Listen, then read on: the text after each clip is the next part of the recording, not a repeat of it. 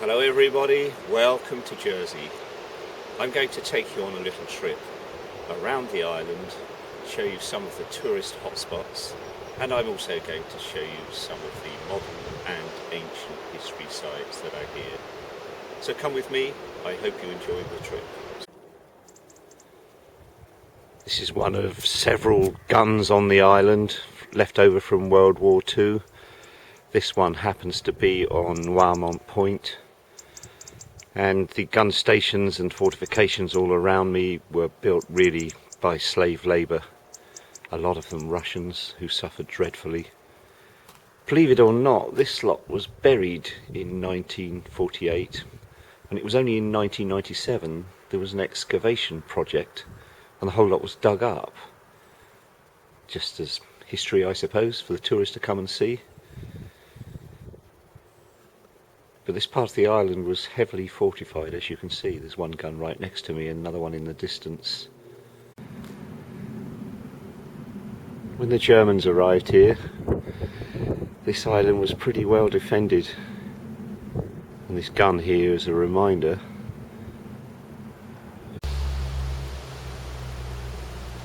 The war tunnels. This was built in the mid-1940s. By the Germans occupying this island. It was built predominantly by slave labour, by Russians, some French and Polish. The treatment of the former, the Russians, was nothing short of abysmal. They were treated in the German, I don't have the German word for it, but basically it was lower than an animal. Anyway, after the war, this lot was derelict for a while. And now one can go in and see it as a tourist attraction, if that's what you call it. The tunnels go 1 kilometre underground, and there are all sorts of things to see in there. In fact, it's quite amazing, to be honest, and it's well worth the entrance fee. I think it's about £10. So if you come this way, do visit the Jersey war tunnels.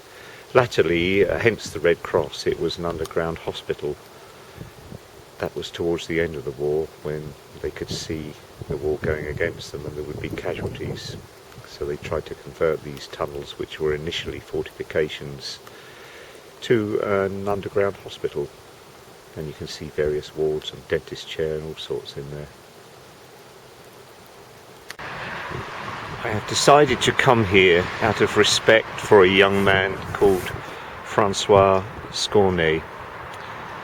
He's a Frenchman, lived in Brittany, and in 1941, at the start of the World War, he'd listened to a radio broadcast by General de Gaulle, stirring up the French to fight the Germans with the English.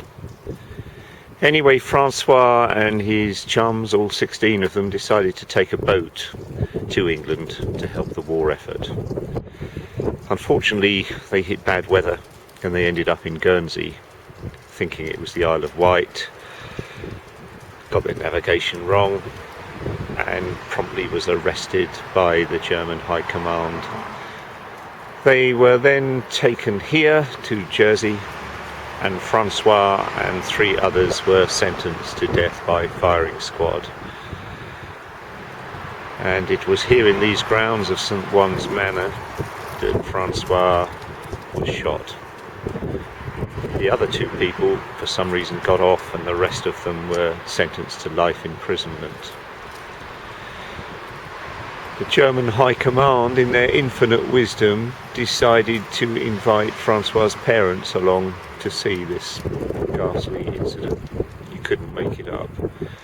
If there is an upside to this story, every year there's a commemoration in these grounds of St. One's Manor. This isn't the manor, by the way, this is just the gatehouse. But every year there is a commemoration to Francois.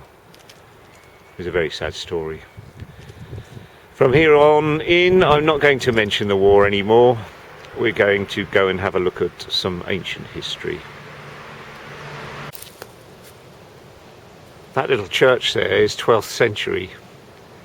We're at La Hogue. The interesting bit is the mound below it is a passage grave, Neolithic passage grave, something like 6,000 years old, and they have found all sorts of artifacts in there, which is quite incredible.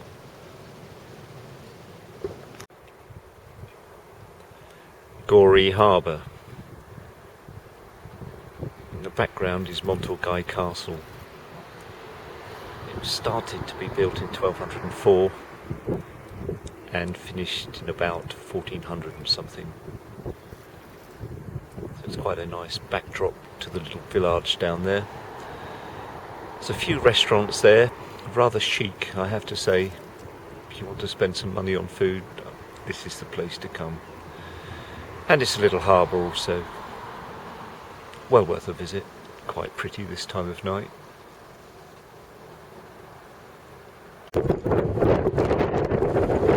Bonwi Bay. It's one of my favourite spots on the island. Simply because the little cafe that I'm going to show you in a second does the most outstanding Thai food, and the atmosphere in the summer is fantastic.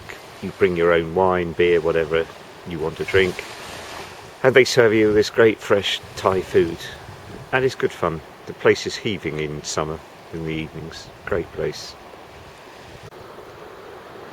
And there it is, the Bonwi Cafe. Looks awful, doesn't it? Doesn't look inviting at all, but the buzz and the atmosphere in there and the food is nothing short of outstanding. Absolutely brilliant. But on Christmas Day it doesn't look too good, and they won't appear there, the owners that is, won't appear there till springtime at least, I don't think.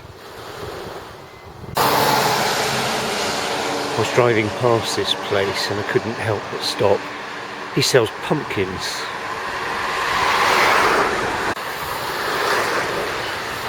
To say this guy has a thing about pumpkins is an understatement. Just look at it. Have you ever seen such a mess? This is the marketing department. Spells and spooks. I don't get a very good vibe, I have to say. Christmas tree in the window, that's a good sign. But look at it. Just look at this lot. What is this all about? Please. And then we've got spooks and things in the windows. I'm going to go before somebody comes out now. On the same farm. Look at these in the window. Very ghoulish, isn't it? Lily Langtry, or otherwise known as Jersey Lily. Probably see from this she was born in 1853, died in 1929. Lily had an interesting life, that's for sure. She was the daughter of the vicar here. He was more than the vicar, I think he was in charge of the whole parish. And she was an actress, and as time went on she left the island and had her head turned by high society. That's putting it politely. And she ended up being the mistress of King Edward VII, and that's why she's infamous in many ways. And she moved on from him and got involved with somebody else. Well, there were a few of them actually. But she was quite an engaging personality, good-looking girl. And she died, I think, down in Monaco and was brought back to Jersey, her resting place. So there she is, Lily Langtry, Jersey Lil.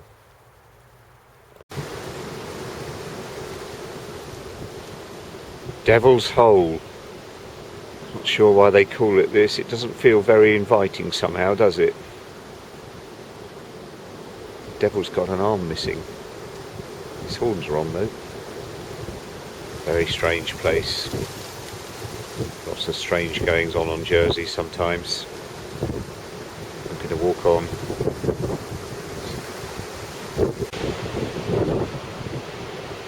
So this is the famous Devil's Hole. There's a bit of history here. A boat got washed up here and into this hole, this cave. God knows how that happened. It was in 1851. It was a French cutter called La Josephine. It struck rocks and ended up here. They lost one person, but that was about it. And since then they called it the Devil's Hole. So there it is. You've already seen a statue of the devil, but I don't think it's got anything to do with Satan, at least I hope not.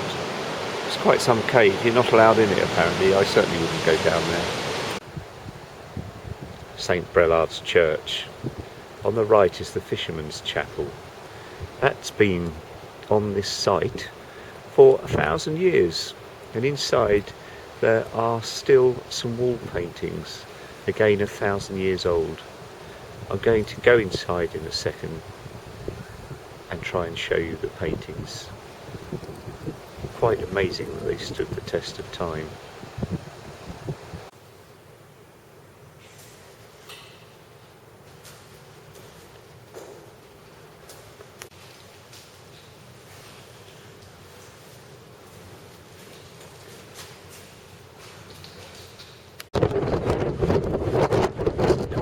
Lighthouse. This is as close as I can get or want to get. It's very blowy out there today. It's probably the worst I've seen it. Not a good place for small ships or even big ships coming around this. You get it wrong, you're blown onto those rocks. In this weather it's certainly game over. I'll show you. It's certainly worth the look, isn't it?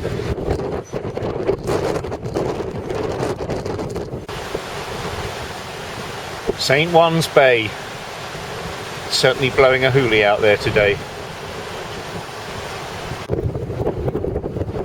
Groin, one of my favourite parts of the island. I'm struggling to stand up to film this. It's very, very blowy outside.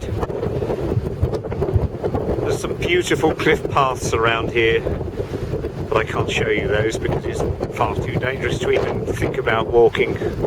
It's a struggle to stand up, to be honest. Great to see this place at night. There's no light pollution, so you can see the stars. That is, if you're brave enough to come out here. That is rather spooky and rather desolate. But there it is, Groin. Certainly worth a visit. I thought this would be a nice way to end my video here in Jersey. Past this house nearly every day and it's very Christmassy, I must say. So I'm going to wish everybody a happy new year, and I hope you've enjoyed my tour. Goodbye.